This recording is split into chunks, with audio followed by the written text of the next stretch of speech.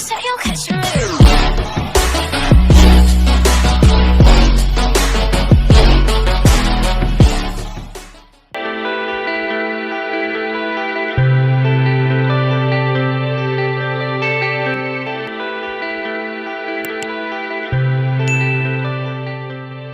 नमस्कार। आज का टॉपिक है ऐकिक नियम या ऐकिक विधि।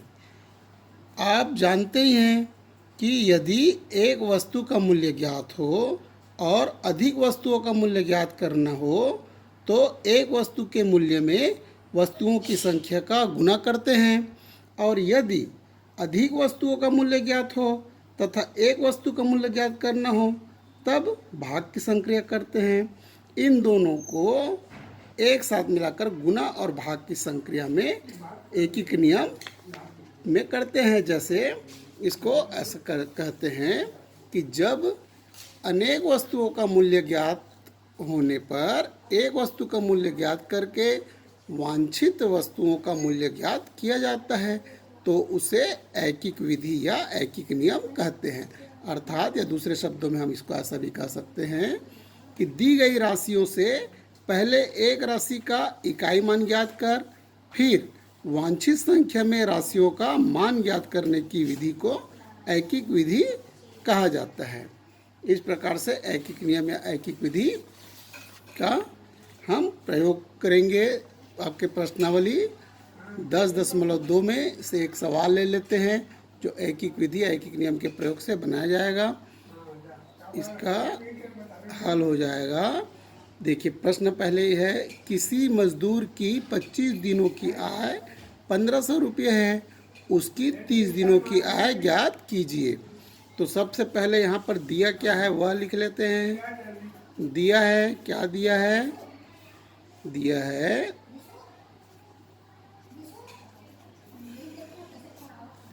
मजदूर की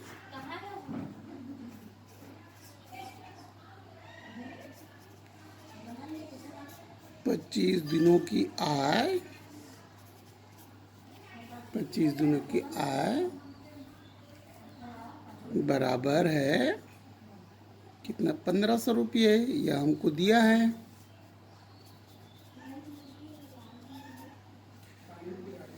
और उसकी 30 दिनों की आय ज्ञात करना है। तब ज्ञात क्या करना है? ज्ञात करना है मजदूर की 30 दिनों की आय, यह हमें ज्ञात करना है। तब क्या करेंगे? ऐकिक नियम हमारा क्या कहता है कि जब अनेक वस्तु का मूल्य ज्ञात होने पर एक वस्तु का मूल्य ज्ञात करके या राशि का दी गई राशियों में से पहले एक राशि की इकाई मान ज्ञात करेंगे, फिर वांछित संख्या में राशियों का मान ज्ञात करने की विधि करेंगे। तो अब इसमें यहाँ पर क्या करेंगे हम? चूंकि यहाँ पर अगर दो बिंदु के बाद नीचे में एक बूंदी लगाया जाता है तो उसे कहते हैं चूंकि। चूंकि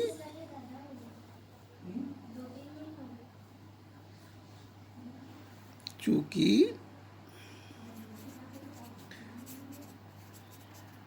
25 दिनों की आय बराबर है 1500 रुपये। तो एक दिन के निकाल लेंगे। पहले एक दिन की आय बराबर क्या हो जाएगा? बराबर हो जाएगा 1500 भाग 25। तो बराबर इसको ऐसा लिख सकते हैं 1500 बटे 25। फिर काट देंगे।